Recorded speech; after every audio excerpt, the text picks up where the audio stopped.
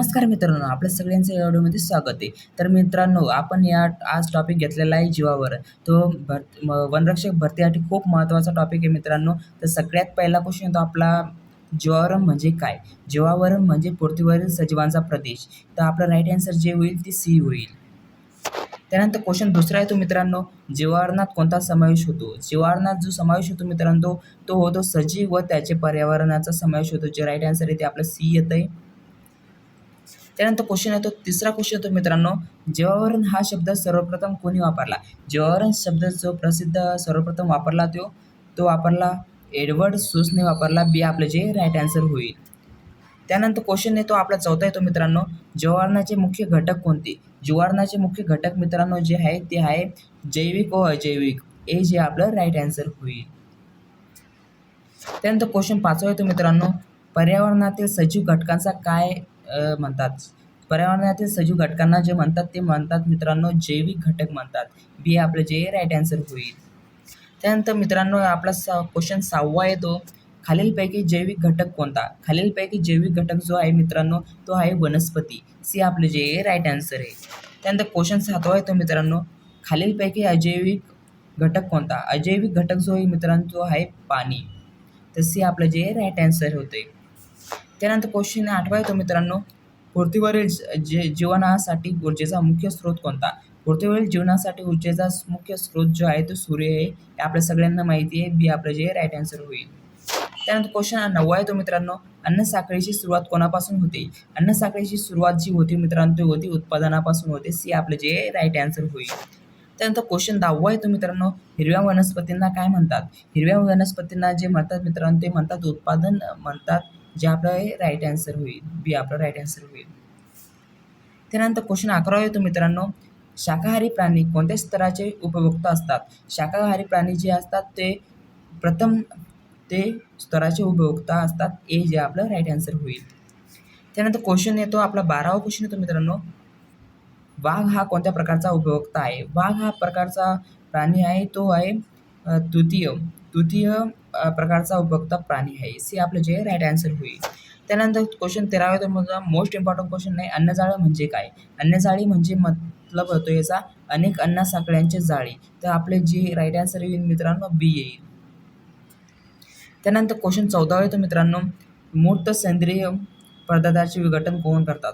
तर मूर्त सेंद्रिय पदार्थाचे विघटन जे करतात ते करतात अपघटक करतात मित्रांनो. हा बी IMP क्वेश्चन आहे. सी आपलं जे राईट आन्सर होईल. त्यानंतर क्वेश्चन 15वा येतो मित्रांनो, बुरशी आणि जीवाणू यांना काय म्हणतात? बुरशी आणि जीवाणू यांना जे म्हणतात मित्रांनो अपघटक म्हणतात. सी आपलं जे राईट आन्सर होईल. त्यानंतर क्वेश्चन 16वा येतो मित्रांनो, परिसंस्थेतील ऊर्जेचा प्रवाह कसा असतो? परिसंस्थेतील ऊर्जेचा प्रवाह जो असतो मित्रांनो तो असतो एकमार्गी प्रवाह असतो. बी जे आपलं राईट आन्सर होईल.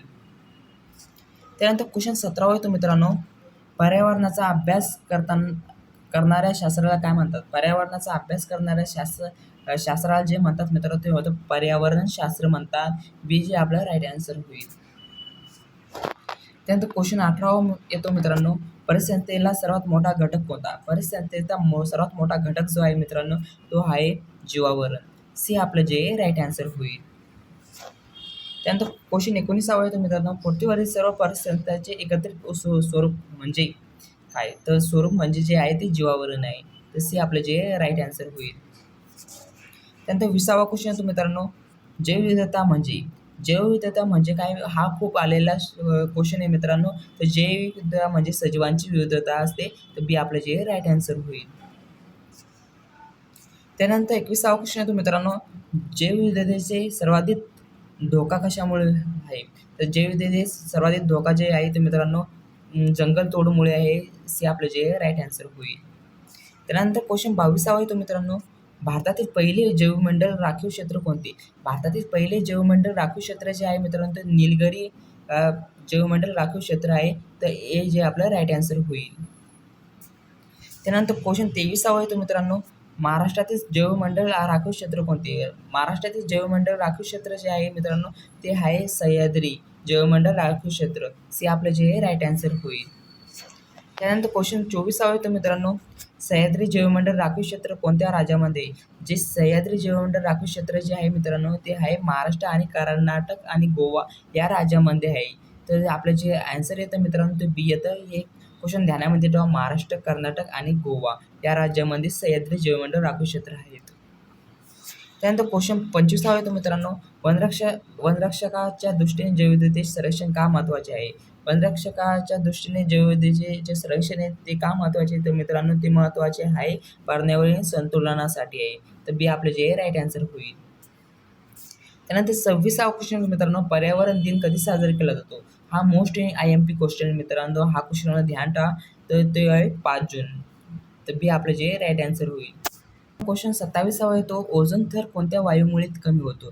जो आपला ओझोन थर आहे मित्रांनो तो CFC हे ध्यानात ठेवा, या वायूमुळे जे कमी होतो. तर जे आपलं राईट आन्सर होईल ते मित्रांनो सी होईल. त्यानंतर 28 क्वेश्चन येतो मित्रांनो, कार्बन चक्रात मुख्य उत्पादन कोण आहेत? तर कार्बन चक्रात जे मुख्य उत्पादक आहे ते आहे मित्रांनो वनस्पती आहे. जे आपलं राईट आन्सर येईल ते बी येईल. त्यानंतर 29 क्वेश्चन येतो मित्रांनो, जागतिक तापमान वाढीचे प्रमुख कारण कोणते? तर जागतिक तापमान वाढीचे प्रमुख कारण जे आहे मित्रांनो ते आहे हरितगृह वायू. तर जे आपलं राईट आन्सर होईल ते बी होईल. त्यानंतर क्वेश्चन येतो आपला 30 क्वेश्चन येतो मित्रांनो, हा लास्ट क्वेश्चन आहे आपला. तर वन संवर्धनामुळे काय साध्य होते? तर वन संवर्धनामुळे जे साध्य होते मित्रांनो ते होते पर्यावरणीय संतुलन राखले जाते. तर सी आपलं जे राईट आन्सर होईल. तर आपलं राईट आन्सर 30व्या क्वेश्चनचं सी येतं आहे, पर्यावरणीय संतुलन राखले जाते. तर मित्रांनो आपल्याला व्हिडिओ आवडला असेल तर लाईक, शेअर व सबस्क्राईब जरूर करा.